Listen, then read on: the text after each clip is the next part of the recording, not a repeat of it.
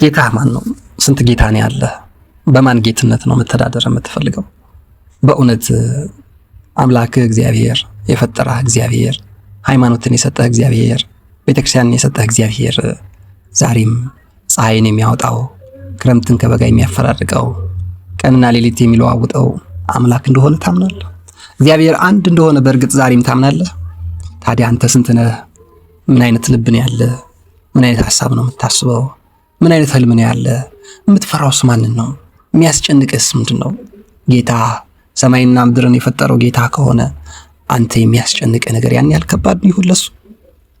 አንተ የሚያሳስብ የሚያስተክዝ ነገር ለእግዚአብሔር ይከብደው ይሆን? የተወደዳችሁ የተከበራችሁ ወንድም እህቶች በያላችሁበት እንደምን አላችሁ? አንድ ነገር ማስታወስ ፈልጌ ነው ይህንን ነገር ያዘጋጀሁት። ምንድነው እሱ? እግዚአብሔር ጌታ ከሆነ፣ እግዚአብሔር አምላክ ከሆነ፣ እግዚአብሔር ፈጣሪ ከሆነ፣ እግዚአብሔር ቤተክርስቲያንን ከሰራልን፣ እግዚአብሔር መከራ ስለሚቀበሉት፣ ስለሚጨነቁት፣ ስለሚሳቀቁት የሚያስብ እስከሆነ ድረስ እኛ ምን እያደረግን ነው? እግዚአብሔር አምላክ እንደሆነ የሚያምን ሰው፣ ጌታው አምላኩ እንደሆነ የሚያምን ሰው ነፍሴ ጌታን ታከብረዋለች እንዳለችው እንደ ድንግል ማርያም ሊገዛለት ይገባል፣ ያከብረው ይገባል። በምኑ? በነፍሱ፣ በስጋው፣ በመላው ሕይወቱ። እመቤታችን ቅድስት ድንግል ማርያም ምንድን ነው ያለችው? እፎኑ ይከውነኒ ዝንቱ እንዘ ይአምር ብእሴ፣ ወንድ አላውቅምና ይህ እንዴት ይሆንልኛል አለች። በስጋዋም ድንግል ነች፣ ንጽሕት ነች፣ ዘር ያልተዘራባት ያልታረሰች ምድር ነች ወላዲተ አምላክ መብርሃን ቅድስት ድንግል ማርያም። የስጋዋ ንጽሕና ብቻ አይደለም እንዲህ አለች እኮ ነፍሴ ጌታን ታከብረዋለች አለች። ወንድም እህቶች፣ ስንት ጌታ ነው ያለን? አንድ ጌታ፣ አንድ ሃይማኖት፣ አንድ ጥምቀት ብሎ ቅዱስ ጳውሎስ ጻፈ። ዛሬ ስንት ሰው ነው የምንፈራው? ስንት ገንዘብ ነው ለገንዘብና ለጌታ መገዛት አይቻልም ተብሎ እኛ ለስንት አይነት ገንዘብ ነው እየተገዛን እየተንበረከክን ያለ ነው። ገንዘብ ጥቂት ነገር ነው የሚገዛው። ጥቂት የጎደለንን ነገር ገንዘብ ይሞላልናል። ግን የህይወት ራስ የህይወታችን ትርጉም የሆነው መድኃኔዓለም ኢየሱስ ክርስቶስ የሰጠንን ነገር ሊሰጠን አይችልም። በዚህ ምድር ላይ ያሉ ብዙ ነገሮች ብዙ ነገር ሊሰጡን ይችላሉ። ለምሳሌ ከሚስት ልጅ ልናገኝ እንችላለን። ከወላጅ ሀብት በረከት ረድኤት ልንካፈል እንችላለን። ነገር ግን ሁሉ የእርሱ የሆነ ሰማይና ምድርን ከፈጠረው ከእግዚአብሔር ጌትነት በስተቀር ምን አይነት ጌታ ነው በምድር ላይ ሊገዛን የሚችለው? ዛሬ በአፍሪካም በአውሮፓም በእስያም በአሜሪካም ብዙ አይነት ጭንቀትና መከራ ነው ያለው። ሰው ገንዘብ ኖሮት መደሰት አልቻለም። ቤት ሰርቶ ተዝናንቶ አይኖርበትም። ስራ ኖሮት በአግባቡ ስራውን አጥንቅቅ አድርጎ እንደ አናንያ እንደ አዛርያ እንደ ሚሳኤል አይሰራም። መባከን መቅበዝበዝ ከየት የመጣ ነው ይሄ? በእውነት እግዚአብሔር አምላካችን እግዚአብሔር ለኛ አያስብምን? በእውነት አምላካችን እግዚአብሔር በእውነት ለኛ አይራራምን? ቢራራማ ክረምትና በጋን ያፈራርቃል፣ ፀሐይና ነፋስ ከዝናቡ ጋር ይቀያየርና ይሰጠናል። አምላካችን እግዚአብሔር ቢራራማ ምድር ላይ በሰላም ያኖረናል። በዚህ ሁሉ ጭንቀት፣ በዚህ ሁሉ ሐዘን፣ በዚህ ሁሉ ችግር፣ በዚህ ሁሉ ጥጋበኛ መካከል እግዚአብሔር አምላካችን ምስኪኖችን እየደገፈ ያኖራል። ይህን ሁሉ ቢሊየን ሕዝብ እየመገበ ያሳድራል።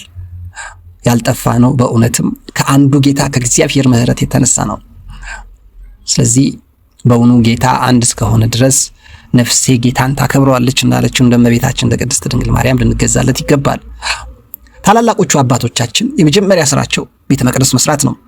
ታላላቆቹ አባቶቻችን በድል ሰዓት፣ በስኬት ሰዓት፣ ባዘኑ ቁጥር፣ በተጨነቁ ጊዜ፣ በከፋቸው ሰዓት ላይ ቤተ መቅደስ ነው የሚሄዱት። አዳምና ሔዋን መስዋዕት ነው ያቀረቡት። በደስታቸው ጊዜ መስዋዕቱ ለማን ነው? ለእግዚአብሔር አምልኮ ነው ያቀረቡት። አቤል መስዋዕት ነው ያቀረበው። ሴት መስዋዕት ነው ያቀረበው። ኖህ መስዋዕት ነው ያቀረበው ከመርከብ በወጣ ጊዜ። አባታችን አብርሃም መጀመሪያ ያቀረበው መስዋዕት ነው ለእግዚአብሔር።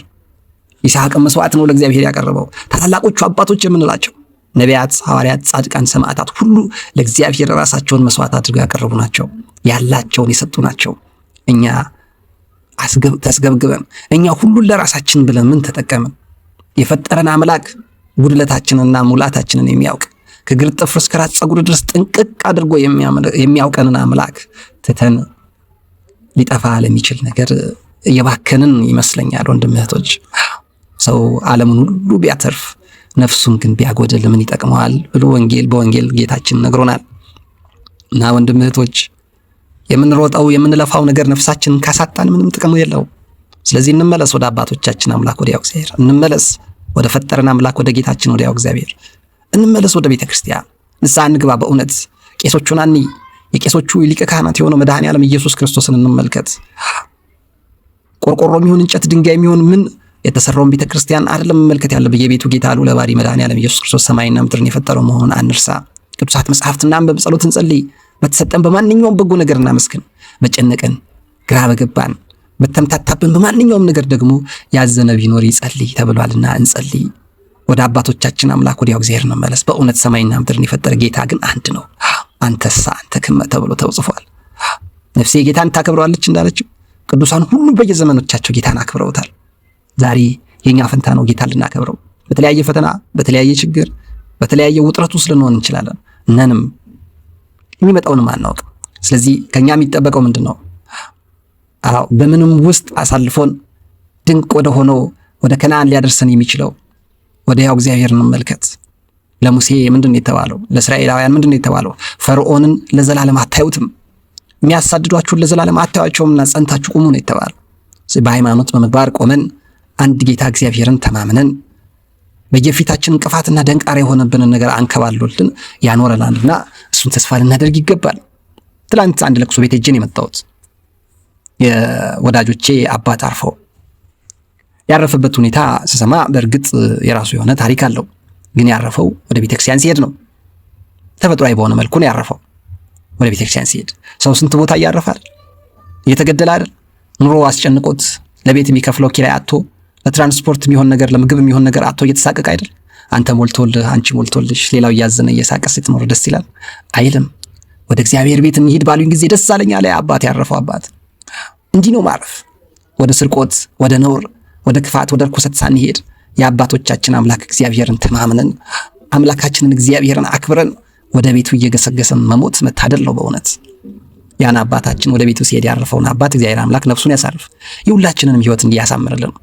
መስዋዕት ለመሰዋት እንደ ኖህ፣ እንደ አብርሃም፣ እንደ ታላላቆቹ አባቶቻችን ሁል ጊዜ ለጌታ ዝግጁ ስንሆን፣ ሁል ጊዜ ለእግዚአብሔር መስዋዕት ምስጋና ለማቅረብ ስንጣደፍ ብንኖር ይሄ ደስ ያሰኛል። ሁሌ ስለ ሰው ስናስብ፣ ሁሌ ስራችን ላይ ጎበዝ ስንሆን፣ ትምህርታችን ላይ ጎበዝ ስንሆን፣ ማንንም ሳንፈራ በሰጠን አመስግነን፣ በጎደለን ለምነን፣ በሚያስጨንቀን ነገር ሁሉ እየጸለይን ልንኖር ይገባል የሚለውን ለማሰብ ነው፣ ለማሳሰብ ፈልጋለሁ። ጌታ አንድ ነው። ለዘላለም የሚኖር የሰማይ የምድሩ ጌታ አምላካችን አንድ ነው። በሰማይ በምድር ላይ ሙሉ ስልጣን ያለው እግዚአብሔር አንድ ነው። የሚያስጨንቃችሁን ሁሉ በእርሱ ላይ ጣሉ ተብሎ ተጽፏልና ወንድም እህቶች፣ የሚያስጨንቀንን ነገር ሁሉ በጌታ በአምላካችን በእግዚአብሔር ላይ እንጣለው። ባለን አመስግነን፣ በጎደለን ለምነን እንኖር ለማለት ፈልጋለሁ። ይህንን ያሳሰብኳችሁ ኃይለ ጊዮርጊስ ደበበ ነኝ። ሰኔ 25 2018 ዓመተ ምህረት ይቆየን። በሰማነው ቃል የደጋጎቹ የቅዱሳን አባቶቻችን አምላክ እግዚአብሔር ይባርከን። ቀሪው ዘመናችንን ማንንም ሳንፈራ ሁሉ ለተገዛለት ጻድቃን ለተንበረከኩለት ለአንዱ ጌታ ለእግዚአብሔር እየተንበረከክን ባሰጠን አመስግነን፣ በጎደለን ለምነን፣ በበዛልን እየተከባበርንና እየተደጋገፍን ልንኖር ይገባል የሚለውን ለማስታወስ ፈልጌ ነው። ቸር ቀን ይሁንላችሁ። ሐሳብ አስተያየት አትጥፉ። ሼር አድርጉ፣ ሰብስክራይብም ብትችሉ አድርጉ። እንደተመቻችሁ ይመቻችሁ። ለማንኛውም